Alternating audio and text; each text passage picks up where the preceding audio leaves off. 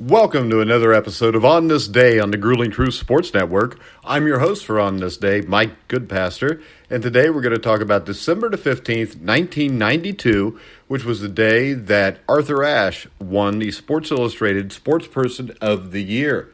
Now, why are we going to talk about that? It's just an award. Doesn't seem like a big deal. But when you look at the history of Arthur Ashe, it is a story that needs to be told. It's a story everybody needs to know, whether you're African American or white. Now, amidst all the convulsions America experienced in 1968, the shocking assassinations of Martin Luther King, Robert Kennedy, the atrocities in Vietnam, revolution kind of rumbled throughout the genteel world of men's tennis. The unexpected messenger was a slender, bespectacled 25-year-old Army lieutenant on temporary leave from his post at West Point. His name was Arthur Ashe. Now, the revolution Ashe fomented would be felt not only on the court of play, but in broader social and political spheres. He was the Jackie Robinson of men's tennis, piercing the exclusivity of a lily-white sport and shouldering burdens that tested his character and resolve at every turn. And he emerged at the height of the United States civil rights movement to become the first African-American male to ever win a Grand Slam. Ashe was still an amateur in 1968. He won the U.S. Open that year, the first ever year of the tournament. But he didn't stop there. He went on to dominate his sport, to help desegregate it, and then to transcend it, become a fierce and eloquent activist for an array of causes, including civil rights, economic empowerment, opposition to apartheid, and AIDS awareness. Ashe's unexpected triumph at Forest Hills, the venerable site where the U.S. National Championships were played until 1977, was only one of the many events that made 1968 a single year of surprises. Indeed, just as the players were gathering at Forest Hills on August 29th for the opening round of the first U.S. Open, the nation was transfixed by thousands of anti-war activists protesting outside the Democratic National Convention in Chicago. The drama would soon unfold at Forest Hills, where a black amateur upstart triumphed over the best professional players in the world. Though mild in comparison to the jarring effects of political strife echoed and unsettled during that time in Chicago. Now, the 1968 U.S. Open marked a departure that would revolutionize the game of competitive tennis over the next half-century. Following the example of England and France earlier in the year, the United States Lawn Tennis Association abandoned its 87-year-old amateurs-only tradition, helping to usher in an age of professionalism, commercialization, and media exposure that turned young tennis pros into celebrities. None of this was assured at the outset of the Open era, when many observers questioned the viability of a melding between the amateur and professional tours. As play began at the first U.S. Open, virtually everyone expected the pros, who occupied the top four seeds, to dominate the tournament. Even Arthur Ashe, the highest-seeded amateur at 5, was thought to have little chance of surviving past the quarterfinals. Ashe was coming off an impressive victory at the National Amateur Tournament held in Boston the week before the Open. The top-ranked player in the nation, he had amassed a considerable record of achievements during nearly a decade of play, capturing 4 national amateur singles titles, leading UCLA to the 1965 NCAA Tennis Championships, while winning both the singles and doubles titles and excelling as a member of the U.S. Davis Cup squad. Not that it was as easy as he made it look. He was a racial pioneer who had risen above the Jim Crow restrictions of his Virginia boyhood. Ashe gained national attention as the first black man to reach the highest echelon of amateur tennis. Of the 128 players in the men's draw at the first U.S. Open, he was the lone African American. In his words, he was as noticeable as the only raisin in a rice pudding.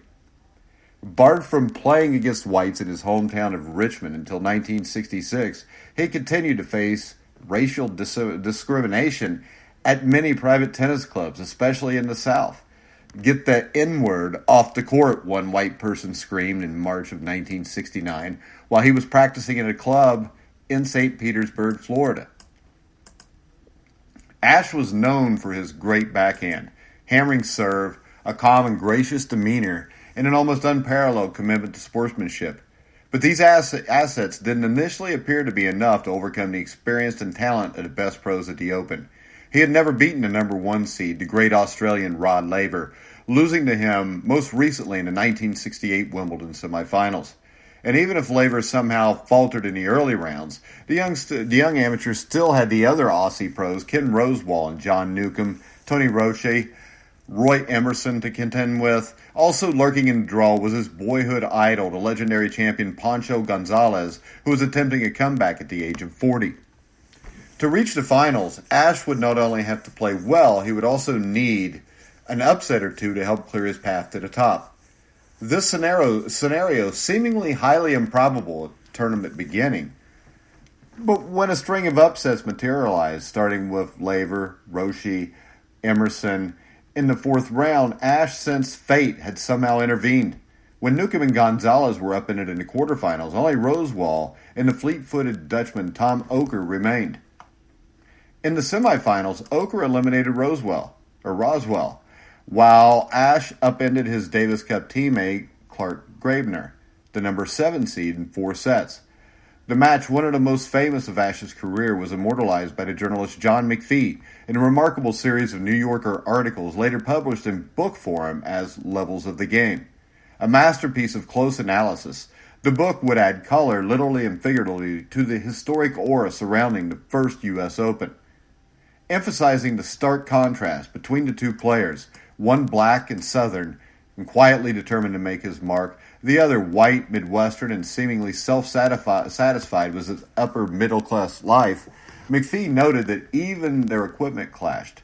Graebner used a Wilson T2000 metal racket introduced to the tour the previous year, while Ashe still relied on a traditional wood frame racket.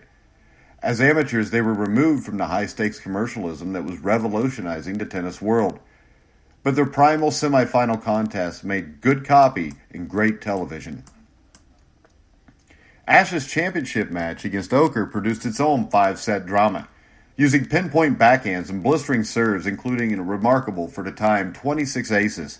Ashe neutralized Oker's speed and mobility, finally surging ahead in the 5th set after nearly 3 hours of back-and-forth momentum swings. Ultimately, he just had too much power for the Dutchman. For Ashe, not given to on-court displays of emotion, the scene following the final point was one of the most memorable moments of his life. My father came onto the court with me, he recalled in 1981, and it felt wonderful to share that moment with him. I laughed and hugged my father. He was crying when he said, "Well done, son." I knew how much that moment must have meant to him. The next day, one journalist commented, perhaps with more than 7,000 fans standing and applauding yesterday, his father's arms wrapped around his shoulders. Arthur Robert Ashe Jr. finally believed he belonged. For both father and son, the crowd's expression of respect and affection confirmed that the world of tennis, once the whitest of sports, had shed at least some of its traditional attachment to racial exclusivity. The first U.S. Open had proven to be a milestone not only in the relationship between amateurs and professionals, but also in the desegregation of tennis. The tournament would alter Ashe's life beyond recognition, even though its immediate impact was limited by his official amateur status since he could not claim the winner's share of the prize money. The $14,000 check went instead to Oker as the runner-up. This was a sizable sum in 1968, particularly for a young man of limited means. But fortunately for Ashe, the lost prize money would prove inconsequential compared with the other benefits, financial and otherwise, he received in the wake of his historic Grand Slam victory. The unexpected triumph at Forest Hills established Ashe as a bona fide star, enhancing his confidence and visibility. As the first U.S. Open men's singles champion, he attained celebrity that set him apart from the other up-and-coming players on the tour. His prospects for a successful professional tennis career were no longer in doubt. And 6 months later, following his discharge from the Army, he turned pro amidst considerable fanfare. As Open tennis took hold, his earning potential skyrocketed, and by September 1970 he had signed one of the most lucrative contracts in tennis history, a multi-million-dollar commitment from Lamar Hunt, the promoter of the New World Championship Tennis Tour. Hunt also, of course, was one of the founders of the AFL and would now be the Kansas City Chiefs. Ashe also scored several major product endorsement offers, most notably agreements to represent Catalina sports clothes and head brackets. This made him the first African-American athlete to buck the conventional wisdom that such endorsements were commercially unfeasible. Before long, his widespread popularity among whites as well as black consumers helped usher in endorsement deals for other black athletes.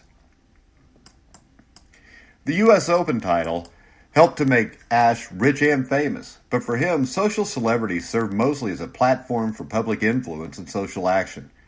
More than any athlete of the era, he used his fortune and fame for purposes beyond personal happiness and self-indulgence. Earlier in his life, Ashe had been too shy and reticent and too preoccupied with his tennis career to speak out on public issues or to become involved in the civil rights movement. In fact, given his impeccable manners, self-effacing style, and early training to be deferent and turn the other cheek, he was sometimes labeled unfairly as an Uncle Tom figure. But during the year preceding his Open victory, Ashe had experienced a social and political awakening that opened his mind and spirit to the task of bringing liberty and justice to an imperfect world burdened by racism, poverty, and a legacy of colonialism. Amidst the turmoil of 1968, he found his public voice. Rather than giving in to disillusionment, following the King and Kennedy assassinations, he became passionately engaged in the struggle for racial and social justice, partly as an attempt to compensate for his inaction earlier in the decade. There were times, in fact, he recalled years later, when I felt a burning sense of shame that I was not with other blacks and whites standing up to the fire hoses and the police dogs, the bullets, the bombs that cut down such martyrs as Cheney, Goodman, Viola, Martin Luther King Jr., Medgar Evers, and the 4 little girls in that bombed church in Birmingham, Alabama. As my fame increased, so did my anguish. During the late 1960s and early 1970s, Ashe, ever aware of having grown up poor in the segregated South, dedicated most of his political activity to expanding educational and employment opportunities among disadvantaged inner-city youth and to fighting the scourge of apartheid in South Africa. Despite criticism from some black South Africans that an American man should be fighting their fight, he persisted in trying to push aside barriers in the country, on the tennis court, and beyond. In 1983, he teamed with singer and activist Harry Belafonte to found Artists and Athletes Against Apartheid, which pushed for sanctions and embargoes against the South African government. 2 years later, he was arrested while protesting outside the South African embassy in Washington, D.C. He eventually widened his public advocacy to a broad range of social and political causes, including support for gender equality and fair treatment for Haitian refugees. Fiercely independent, he avoided ideological orthodoxy and expressed his views as a public intellectual in a calm, deliberative style. In 1977, Ashe published an opinion piece in the New York Times titled An Open Letter to Black Parents. Send your children to libraries, encouraging them to foster their children's intellectual lives and think beyond the long-shot pathways to success in America, such as sports and entertainment. In the years following his Open triumph, Ashe continued to excel as a professional athlete, eventually winning more than 50 tournaments and 2 more Grand Slam titles, the Australian Open in 1970 and Wimbledon in 1975. Before his retirement in 1980, but his greatest achievements occurred off the court. By the end of his life, which was cut short by a blood transfusion that led to AIDS and a tragic death in 1993, he had become a self-proclaimed citizen of the world, earning wide respect as a forceful civil rights activist, a writer, and a public intellectual who explored the too often difficult history of black athletes, a humanitarian, philanthropist, a talented broadcaster, and an unrivaled ambassador of sportsmanship and fair play. Dying with purposeful dignity after devoting the last 10 months of his life to AIDS awareness, he became a role model for millions of Americans, leaving a legacy as the most honored and beloved figure in tennis. More than any other athlete in a modern era, with the possible exception of Muhammad Ali, he transcended the world of sports. In late August 2018, amidst the excitement of the 50th U.S. Open, several tennis commentators reflected on the dignity and integrity of the tournament's first men's singles champion. His name, they pointed out, fittingly had graced the world's largest tennis stadium for more than 20 years. What they didn't say, however, fearing the appearance of political partisanship, was anything about his continued relevance in an era plagued with bitter exchanges over the right and responsibility of athletes to speak their mind. While Arthur Ashe did not live long enough to take a knee for social justice, there can be little doubt that he would applaud the courage of Colin Kaepernick and the other brave dissenters perpetuating his legacy of activism and social political engagement. Now, Arthur Ashe, as you see, much like Muhammad Ali, transcended sports, and his life is more important than he won 50 tennis tournaments. And I think whether you're black or white, you should be able to get on board and realize the significance of this man's life, which is why on this day, December the 15th, 1992, Arthur Ashe being named Sports Illustrated Sportsperson of the Year is an entirely big deal. So I encourage you all to go read as much as you can about the life of Arthur Ashe. And, you know, when all is said and done, we are remembered not by the championships we've won, but by the fight of life that we've fought. And he fought that fight for other people, for the disadvantaged, for people that needed help. And when you can do that, you definitely lived a life worth living. But this has been On This Day for December the 15th. I am Mike Goodpasture. You can find us every day on thegruelingtruth.com with On This Day. Make sure you listen in every day. But if you want to listen in, you can listen in to almost any podcasting platform, including Spotify, Spreaker, Stitcher, YouTube. Wherever you find any kind of podcast, you'll find The Grueling Truth. So, this has been Mike Goodpasture. You've been listening to The Grueling Truth, where the legends speak.